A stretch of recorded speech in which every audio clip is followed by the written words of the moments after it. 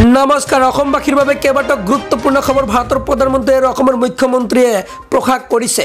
NRC biometric আধাৰ card আৰু ration card Orunodoi আঁচনিৰ টকা আৰু আত্মসহায়ক গোটৰ টকা আৰু লগতে মিয়া বিতৰ্ক আৰু লগতে বানপানীৰ টকা সোমাই পৰিব। মই সবিশেষ জনাই আছোঁ। আজিৰ প্ৰথমটো খবৰ হৈছে ভাল খবৰ। ৰাজ্যৰ মহিলাসকলৰ বাবে ভাল খবৰ আহি পৰিছে।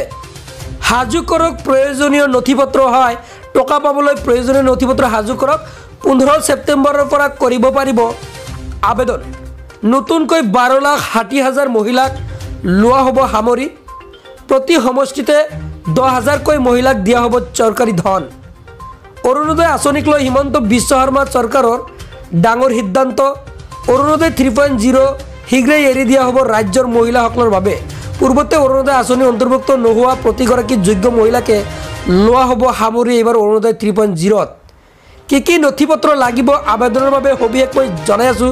হয়, আৰু ইয়াৰ লগতে ৰেচন কাৰ্ড থকা পৰিয়ালকে লাভ কৰিব এতিয়াৰে পৰা অৰুণোদয় আঁচনি। ৰেচন কাৰ্ডৰ আধাৰ কাৰ্ড লিংক হৈ থাকিব লাগিব। হয়, যদি আপোনাৰ ৰেচন কাৰ্ড আছে তেন্তে আধাৰ লিংক থাকিব লাগিব। আধাৰ লিংক নহ'লে নাপাব অৰুণোদয় আঁচনি। ৰাজ্যৰ মহিলাসকলৰ বাবে ভাল খবৰ দিছে। হয়, যিসকলৰ ৰেচন কাৰ্ড আছে তেন্তে অতি শীঘ্ৰে সাজু কৰক প্ৰয়োজনীয় নথিপত্ৰ। আৰু ইয়াৰ উপৰিও আপুনি 1 ফেব্ৰুৱাৰীৰ পৰা ৰাজ্যৰ মহিলাসকলে লাভ কৰিব এই চৰকাৰী ধন। অৰুণোদয়ৰ ধন পাবলৈ ৰেচন কাৰ্ড বাধ্যতামূলক কৰি দিলে ৰাজ্য চৰকাৰখনে। ৰেচন কাৰ্ড নথকা হিতাধিকাৰীৰ নাম কৰ্তন হ'ব 3.0ত।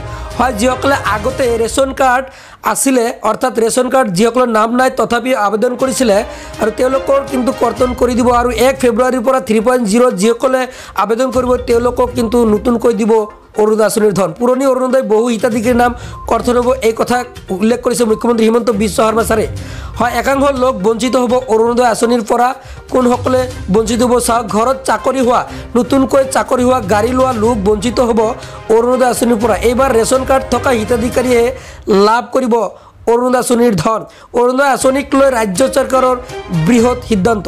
পৰৱৰ্তী খবৰ, এবাৰ মিয়া গীতলৈ ডাঙৰ ঘোষণা কৰিছে। মিয়া গান সন্দৰ্ভত ৰাজ্য মুখ্যমন্ত্ৰী হিমন্ত বিশ্ব শৰ্মা ছাৰৰ প্ৰতিক্ৰিয়া। আমি যিমান দিনলৈ জীয়াই থাকোঁ স্বাভিমানেৰে জীয়াই থাকিম এই বুলি উল্লেখ কৰিছে। আৰু মিয়া গান যাতে নাগায় তাৰ বাবে ঘোষণা কৰি দিছে মুখ্যমন্ত্ৰী হিমন্ত বিশ্ব শৰ্মা ছাৰে। আৰু মিয়া গান গাই আলতাফ হুছেইনক গ্ৰেপ্তাৰ কৰিছে গৌৰীপুৰ আৰক্ষীয়ে। হয়, যিটো মিয়া গান গাইছিল আৰু এটা দিনতে ভাইৰেল হৈ পৰিছিল আৰু তুলপাৰ হৈ পৰিছিল অসমত, আৰু যাৰ জৰিয়তে অসমখনক বিনষ্ট হৈ পৰিছিল।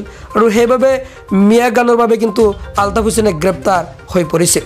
পৰৱৰ্তী খবৰ, ৰাজ্যত এতিয়া বান ক্ষতিগ্ৰস্তৰ বাবে অসম চৰকাৰে মুকলি কৰি দিব ধন। মই মুখ্যমন্ত্ৰীৰ মন্তব্য শুনাবলৈ যত্ন কৰিম। এসপ্তাহৰ ভিতৰতে একাউণ্টযোগে সোমাই পৰিব এই বানপানীত ক্ষতিগ্ৰস্ত লোকৰ ধন। 7,000ৰ পৰা 2 লাখ টকালৈকে টকা লাভ কৰিব পাৰে মুখ্যমন্ত্ৰীৰ মই মন্তব্য শুনাবলৈ যত্ন কৰিম। আৰু এনআৰসি বায়োমেট্ৰিক দিয়া সকলৰ বাবে ডাঙৰ ঘোষণা কৰিছে মুখ্যমন্ত্ৰী হিমন্ত বিশ্ব শৰ্মা ছাৰে।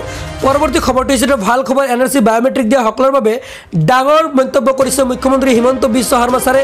আৰু এনআৰসি যিসকলৰ এতিয়া আধাৰ কাৰ্ড হোৱা নাই এনআৰসি বায়োমেট্ৰিক থকাৰ বাবে তেওঁলোকৰ বাবে ভাল খবৰ দিলে মুখ্যমন্ত্ৰীয়ে। মই মন্তব্য শুনাবলৈ যত্ন কৰিম। মন্তব্য শুনি লওক। 9,62,000 মানুহৰ আধাৰ ব্লক হৈ আছিল। ফেচবুক লাইভতো মই কৈছিলোঁ যে মই চেষ্টা কৰি আছোঁ এই আধাৰসমূহ যাতে মুকলি হয়।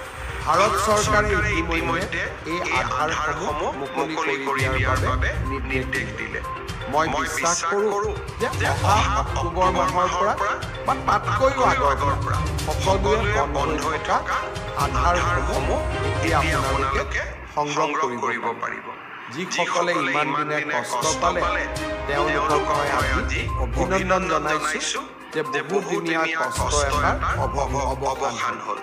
কেতিয়াবা কিছুমান পৰিঘটনা ঘটনা হয়, তাক সমাপ্ত কৰোঁতে সমাধান কৰোঁতে কিছু সময় লাগে।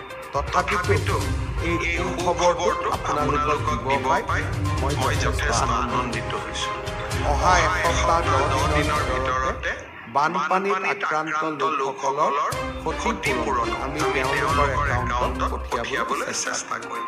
পৰৱৰ্তী খবৰ, 10 তাৰিখত লাখ লাখ মানুহৰ একাউণ্টত সোমাই পৰিব টকা।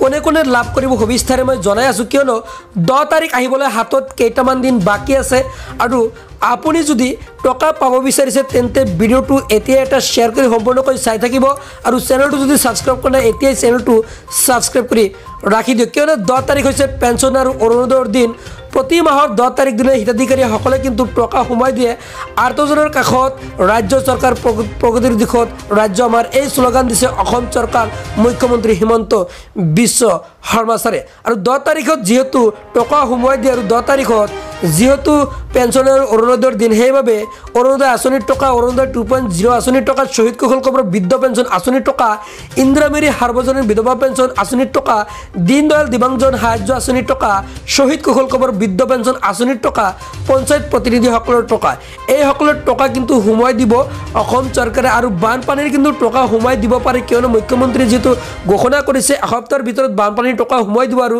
হয়তো আপুনি পাব পাৰে সেয়ে আপোনালোকে কি কৰক টকা পাবলৈ বেংক একাউণ্টৰ এটা আধাৰ কাৰ্ড লিংক কৰি ৰাখক যদি লিংক কৰা নাই সো আজি কেইটা আছিল আপোনালোকৰ বাবে দিবলগীয়া ডাঙৰ আপডেট আজিলৈ ইমানেই ধন্যবাদ।